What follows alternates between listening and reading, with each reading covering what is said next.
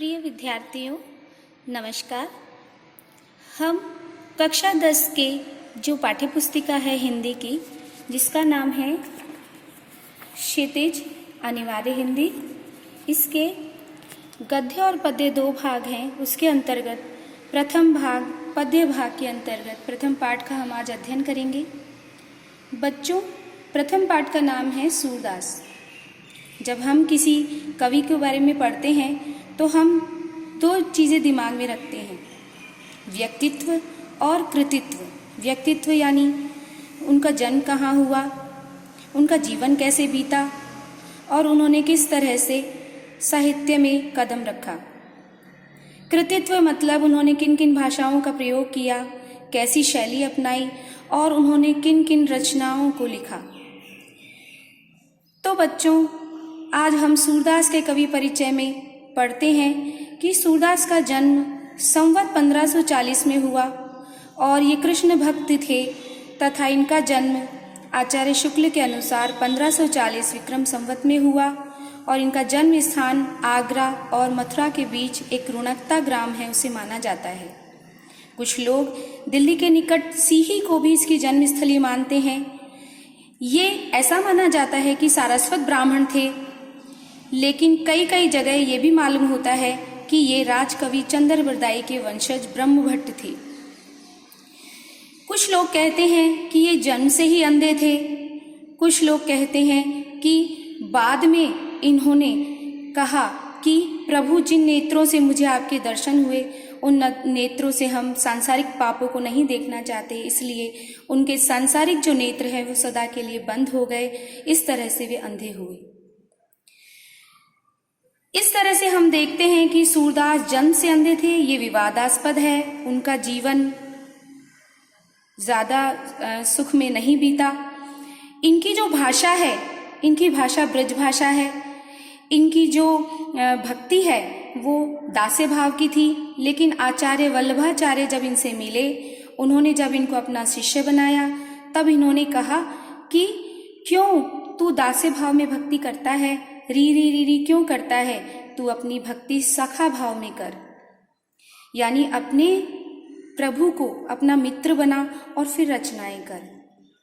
ये सूरदास अष्टछाप कवियों में आते हैं, यानी जिन 8 कवियों को आचार्य वल्लभ तथा गोविंद वल्लभ ने शिक्षित किया, उन 8 शिष्यों में से सूरदास एक हैं, इसलिए इन्हें अष्टछाप कवि कहते हैं। इन्होंने जैसे ही वल्लभाचार्य की शिक्षा ग्रहण की, इन्होंने ब्रज भाषा में अपने कार्य को प्रारंभ कर दिया। इनकी प्रमुख उपलब्ध रचनाएं 3 हैं, सूरदास, सूरसागर, साहित्य लहरी और सूरसारावली। सूरसागर इनका प्रामाणिक और अत्यंत श्रेष्ठ ग्रंथ है, जिन्होंने इनकी कीर्ति को हिंदी साहित्य में प्रमुखता से स्थापित किया है। इनकी भाषा ब्रज है और जितना सौंदर्य कृष्ण लीला का वर्णन इनके साहित्य में मिलता है, वैसा कहीं भी प्राप्त नहीं होता। बच्चों, आज हम सूरदास के पाठ का प्रथम पद पढ़ेंगे और वो प्रथम पद है, बूझत श्याम कौन तू गोरी।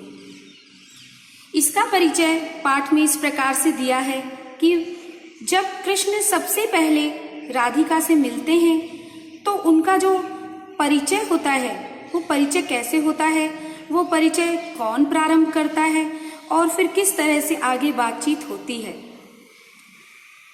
तो हम पहला पद पढ़ते हैं बच्चों। पहला पद है, बूझत श्याम कौन तू गोरी, यानी श्याम कृष्ण पूछते हैं राधा से कि हे राधा, तुम कौन हो। बूझत यानी पूछना, श्याम यानी कृष्ण, कौन तू गोरी, हे गोरी स्त्री, हे गोरी नायिका, हे नायिका तुम कौन हो।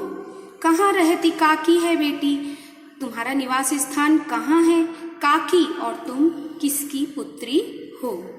देखी नहीं कबहु ब्रज खोरी, खोरी का मतलब बच्चों गली होता है। मैंने तुम्हें कभी भी ब्रज की गलियों में कभी भी नहीं देखा। ये सब कृष्ण ने कहा कि हे राधिका, तुम कौन हो और तुम किसकी बेटी हो और तुम्हें मैंने कभी भी यहाँ ब्रज क्षेत्र में नहीं देखा। राधिका उत्तर देती है कि हम यहाँ क्यों आएंगी, काहे को, किस लिए, हम ब्रज तन आवती, ब्रज तन यानी ब्रज क्षेत्र में, ब्रज तक, हम ब्रज क्षेत्र में क्यों आएंगी, खेलती रहती आपनी पूरी, हम तो अपनी पौरी, पौरी यानी आंगन, जोड़ी, हम तो अपने ही आंगन में दिन भर खेलती रहती हैं। फिर वो बताती हैं कि मेरा यहाँ आने का, अपनी सखियों के साथ यहाँ आने का क्या कारण है। तो उन्होंने बताया, सुनत रहती श्रवणी नंद ढोटा, सुनत रहती श्रवणी नंद ढोटा, नंद ढोटा यानी नंद का पुत्र। हमने नंद के पुत्र के बारे में निरंतर यही कहानी सुनी है कि करत फिरत माखन दधी चोरी, की वह सैकड़ों गायों के मालिक नंद का पुत्र होते हुए भी, दूध दही की कोई भी कमी नहीं होते हुए भी वो माखन यानी मक्खन, दधी यानी दही की चोरी करता फिरता है। और इसी श्रवणी यानी कहानी को सुनते हुए हम यहाँ देखने आई हैं कि कौन है वो नंद का पुत्र जो अपने घर में इतनी सारी गायों के होते हुए, इतने सारे मक्खन होते हुए भी घर घर चोरी करता फिरता है। तो बच्चों, ऐसा सुनकर श्री कृष्ण जवाब देते हैं कि तुमरो कहाँ चोरी हम लेहीं, कि मैंने तुम्हारा क्या चुरा लिया है, मैंने तो तुम्हारा कुछ भी नहीं चुराया।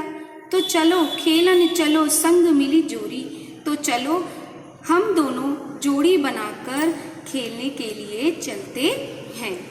अर्थात उन्होंने कहा कि मैंने तुम्हारा कुछ नहीं चुराया है, इसलिए तुम तो मेरे साथ खेलने चलो और तुम मेरे साथ जोड़ी बनाओ, जोड़ी बनाकर खेलो। सूरदास प्रभु रसिक शिरोमणि, सूरदास जी कहते हैं कि जो मेरे प्रभु हैं, श्री कृष्ण हैं, वो रसिकों के स्वामी हैं, रसिकों में शिरोमणि हैं, रसिकों में श्रेष्ठ हैं।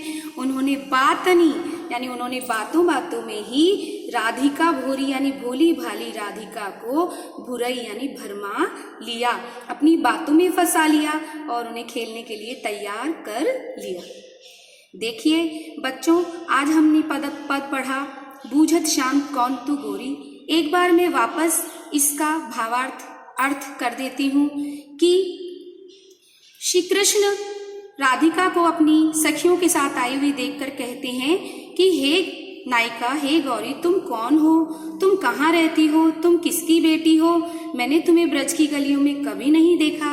तो राधिका जवाब देती है कि हम यहाँ क्यों आती, हम ब्रज क्षेत्र में क्यों आती, हम तो अपने ही आंगन में खेलती रहती।